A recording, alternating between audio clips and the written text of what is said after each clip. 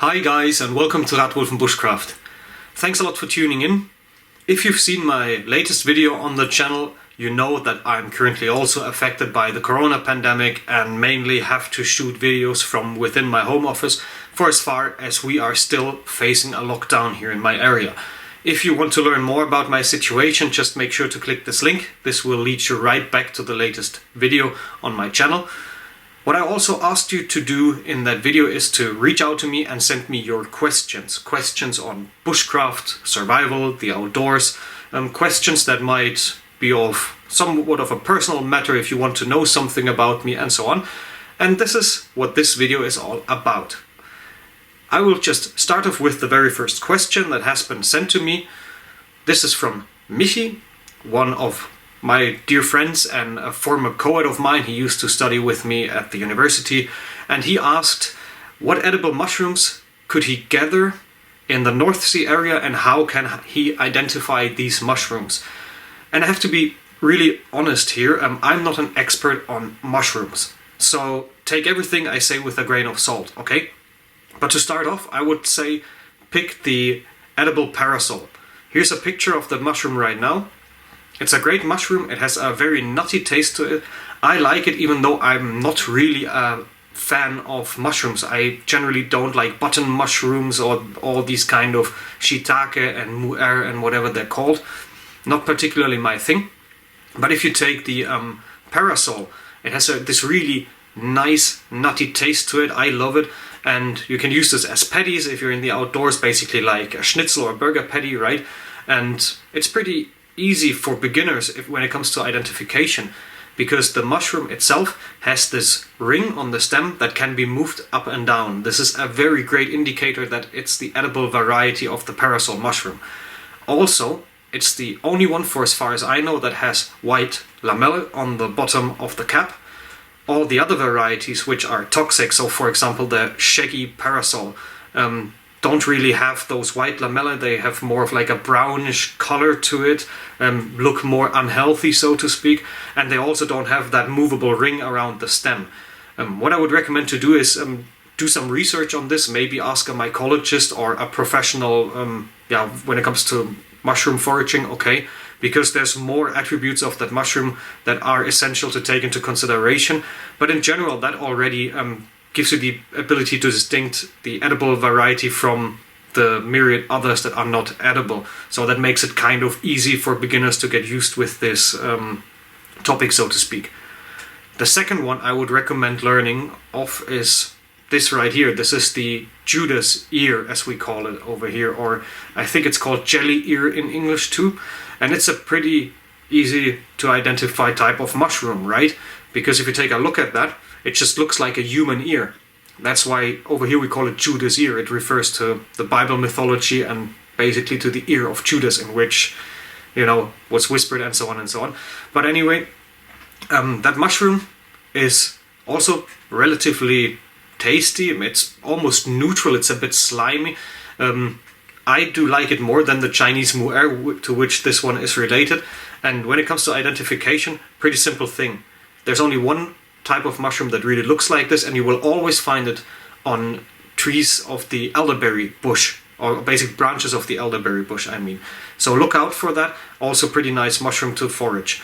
Then maybe the bay bolete. That's the English name for it. In German we call it Maronröhrling because it looks like maroni, like the tiny edible chestnuts, right? And here you see a picture again. Also a mushroom you will find anywhere across Europe. Do some research on that. One very particular feature is interesting of that. If you press the cap, or basically the lamella or the tiny little tubes on the bottom of the cap, then they turn blue. And that's just a way to make a distinction between the edible variety and a couple of other doppelgangers that are toxic. But again, do some proper research on that and ask somebody who really knows about these types of mushrooms, because I can just give you basic information like this, and an expert can give you a deeper understanding of mushrooms in general. What I would also recommend, if you have the possibility, look for people that do guided mushroom tours. So you go out with somebody who actually knows a lot about this mushroom business and can show you those things in practice. because learning about foraging by checking out blogs and reading newspapers or books or any type of article alone doesn't really help you in that case. You need practical experience. You need to study those things in field. And I hope that with these 3 mushrooms you got the possibility to just start off at a point and then develop your understanding if you would like to. Then on the other hand, it's also perfectly fine if you just can identify 2 or 3 varieties without any kind of confusion and such. Don't try to be a master when it comes to foraging. Every bit you learn that helps you to become self-sufficient or self-sustainable is helpful. So that's my take on that. I hope you can do something with this information. I hope this is of value to you. The next question is from Mike, and Mike asked me, if you see droppings of animals, should you avoid sleeping near that area? And if so, how many meters away from that respective spot? Just to clarify what this is all about, this is about ticks. And if you haven't seen my videos on tick prevention, make sure to check out that link later on, because I have a regular video just talking about the way ticks actually hunt for their prey and how they basically smell you, how they recognize you, right? And there's a second video too, an addendum, which deals with a couple of misconceptions when it comes to tick prevention, okay? So this will be linked up here. Make sure to check that out for the context. But yeah, Mike, to your question, if you see droppings of animals, that does not necessarily correlate to the presence of more or less ticks. And let me explain to you what I mean by that. If you find deer droppings on a deer trail, for example, then you would find those droppings in an area which is probably heavily infested by ticks, right? Because deers are constantly traveling back and forth on these trails. They're kind of like highways for the deer, right? If you find deer droppings somewhere on an open field with cut grass, it's a completely different story, because you would not have all those tall grass leaves to which ticks could attach and wait for their prey. It could be that deer just randomly passed across that one field or meadow, just had to take care of business there, right, and then just moved on. So we need to understand terrain in general and also understand where ticks do live in our biosphere, right, in order to pick a spot that is as little infested with ticks as possible. And the best thing to do is just to stay off any type of thickets, stay off the underwoods. Just don't go into areas of forest in which you have a lot of tiny saplings growing up. Try to stay off meadows with very tall grass, because usually this is where you will encounter ticks the most. And instead just try to find a clearing in a forest, or maybe find a spot that is close to some kind of rocky overhang. So for example, if you have quarries in your area, then you sometimes have those steep slopes with rock, right? And then a piece of land that is barely grown or barely has any vegetation, I mean, right? And then there might be the edge of the forest, and then it continues into the thicket. So take that spot close to the rock, for example. All of these things make a difference. Also, when it comes to ticks, for whatever reason, ticks are dwelling mostly in areas that are very low compared to the sea level. So here in the Netherlands, for example, where we're almost equal to the sea level, so just like in between 0 and 20 meters above sea level, we do have so many ticks. Like there's so many in our forests here. Then if you go to the Alps, for example, after a certain altitude, let's say above 1200 meters approximately, you don't encounter ticks anymore. I never had a single tick in the Alps, but I always had ticks in basically the lower altitudes. I don't really know why that is. I didn't find any information on that before, but there's also something to take into consideration. You know, if you look for a spot, if you're in the highlands, at least here in Europe, you will not have that many problems with ticks. And yeah, maybe a thought on the distance to droppings. If you already asked like how many meters, well, I think the question is somewhat obsolete, because it's a matter of chance. You know, ticks can be anywhere. They can also just be in the floor of the forest, basically, if you have all the dead leaves on the ground, right? There could also be ticks residing in there. people have done certain studies and just searched at areas and still did find nymphs or so. It's more that ticks are very predominant in an area in which females lay their huge bundles of eggs, because they lay thousands of eggs in one turn, basically, while reproducing. And so you have certain kind of hotspots like those deer trails or so, which are highly frequented, frequently visited with by animals, I mean. But then again, this is just one factor. There's also other ones like mice. You can find mice everywhere. Mice are also host to ticks. The same counts for birds, for example. So yeah, I hope that gives you kind of like an idea on why the question itself doesn't really make a lot of sense in terms of getting paranoid and getting fearful and so on, because it can happen, and if it happens, what's the big deal? You knew, or from the other videos, how to protect yourself from ticks already, right? And as I've already told people before in my videos, I definitely removed more than a couple of dozens of ticks from my own body, and even more from my clothing, just by brushing off. That's just part of the business, right? And you get used to that over time. I know that is a very scary, or maybe at least some sort of a disgusting thought if you think like, oh god, they could be everywhere. I used to be like that in the beginning. When I went out for the first 1 or 2 years and I just had like 4 or 5 ticks attached to me, I started overthinking this entire topic. But by the end of the day, I did not have any kind of troubles. I got Borrelia once. Those have been treated, or the infection has been treated with antibiotics, and I'm fine. This is how it goes, so the odds are in your favor. Again, I told more about that in the videos that I linked up there. But yeah, nevertheless, don't worry too much. Try to find those clear spots that I just mentioned, and then you should be fine. And do your checkups. Most importantly, in the morning and in the evening, just make sure you check your entire body. Take a tiny mirror with you in your hygiene kit or maybe your survival kit, and just make sure you can check basically here, or your armpits, or just in the back of your knees and so on, in your groin and so forth, right? The next question is from Clay. He asked if it's possible to reuse the toilet paper and how long one should leave them inside the box. Just to clarify this for you, he is relating to the Kuksa video, how to dry a Kuksa without cracking. I'm going to link you this up here too. Check it out if you haven't so far. But basically what this is all about is drying Kuksa with a method that I learned from my friend Thomas, by using kitchen towels or toilet paper to extract the moisture from the carved wood.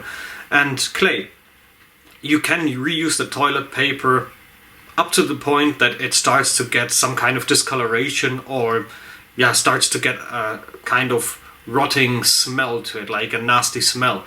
Just use your intuition there, because what basically happens is that the toilet paper extracts the moisture from the wood, and if you're doing it right, the moisture from the toilet paper also evaporates into the air, and hence will cause no complication such as bacterial rot or fungi or mold, all these kind of things that could attach to the toilet paper there. So if anything changes, discolorations, moldy spots or so, just throw away the toilet paper, use new one. Goes without saying, I guess, right? And how long should you leave all of that inside your box?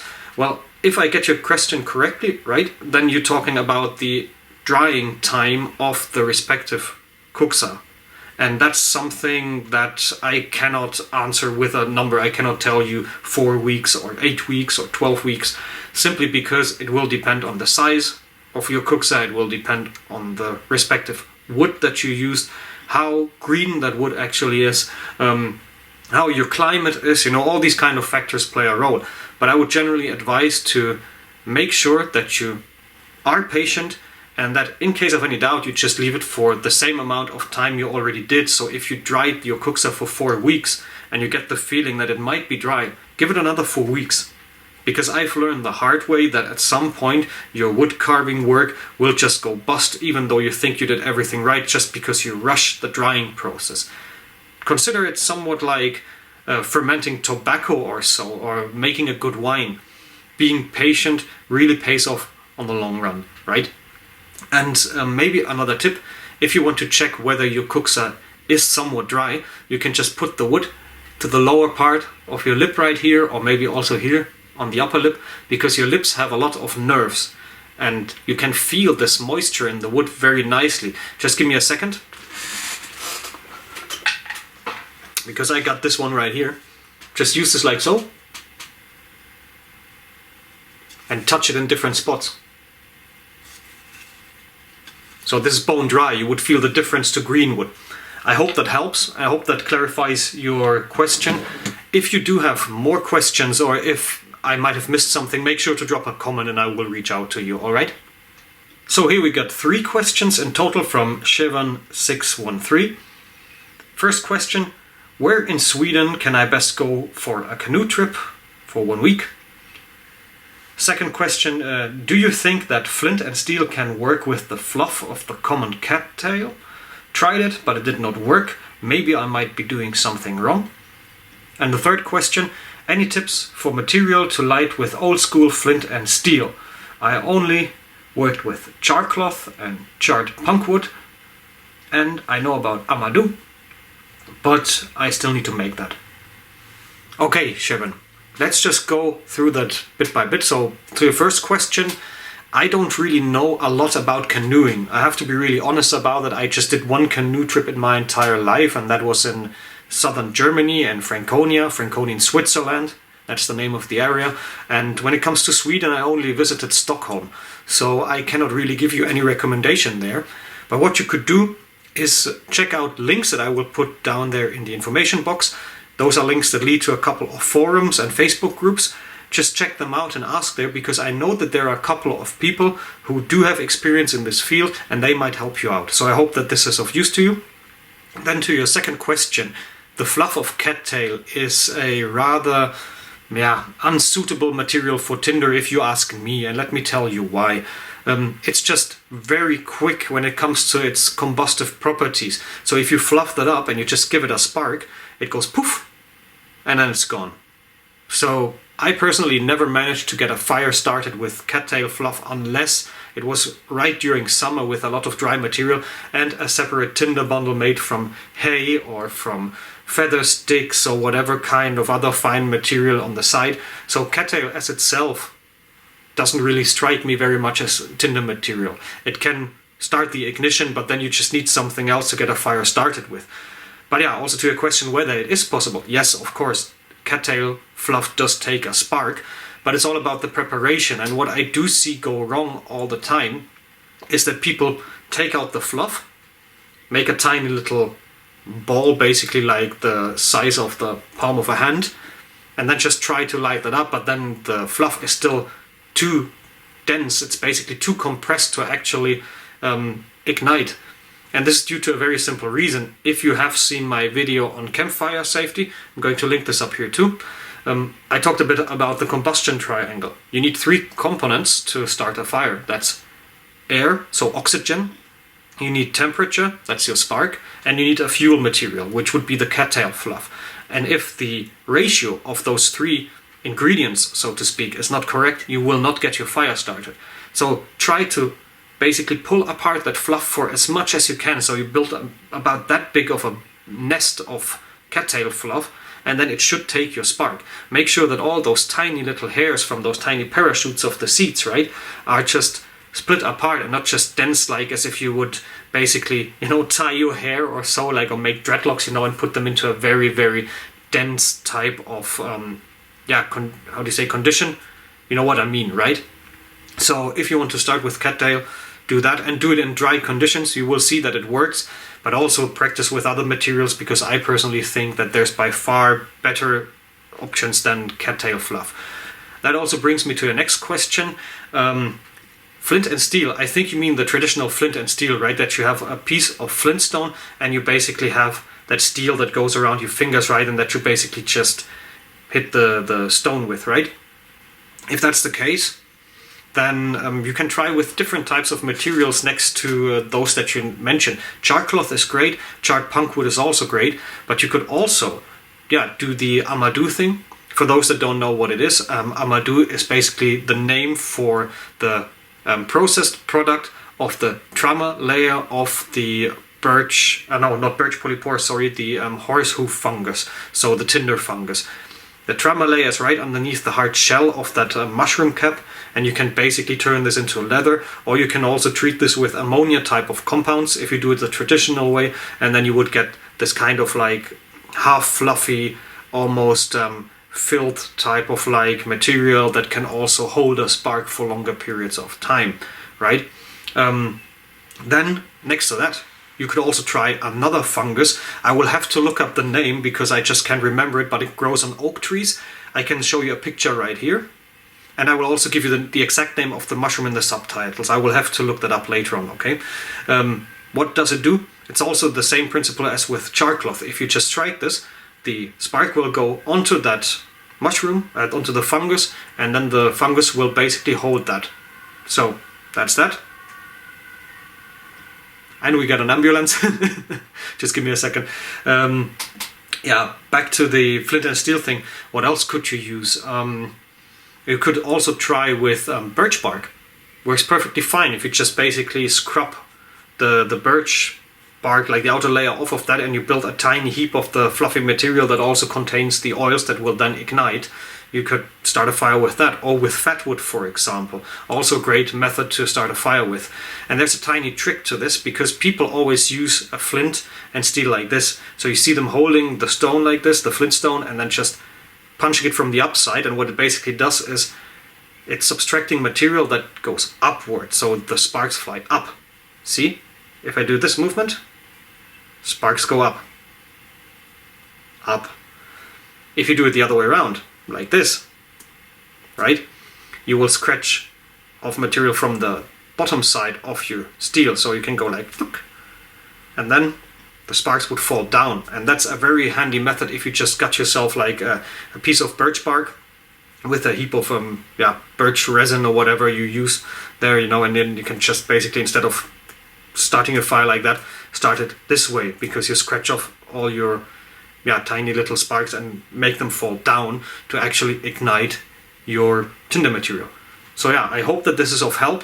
Just give it a try and let me know how it goes. I know it's difficult, but it's doable. Okay, so I would leave it for that. I think for one video this is enough already. I will shoot another one for sure, because I still got, let me see, 1, 2, 3 questions on the list. And there's more coming in as we speak, so I'll just split this up in 2 parts if you don't mind. Anyway, thank you very much for your questions. I hope that you could learn something from that.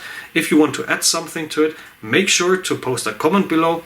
Let's have a discussion. Let's just exchange ideas. You know, if you got some ideas that I didn't mention for the people that asked questions here, make also sure to share this information with us so we can learn from that. And up until then, I just hope that you like this video. I hope that I will see you in the next one. Please make sure to subscribe to the channel if you're not a subscriber yet, as usual. And above all, stay healthy and stay safe with this entire corona thing that's going on. Thanks for watching. See you in the next video. Bye bye.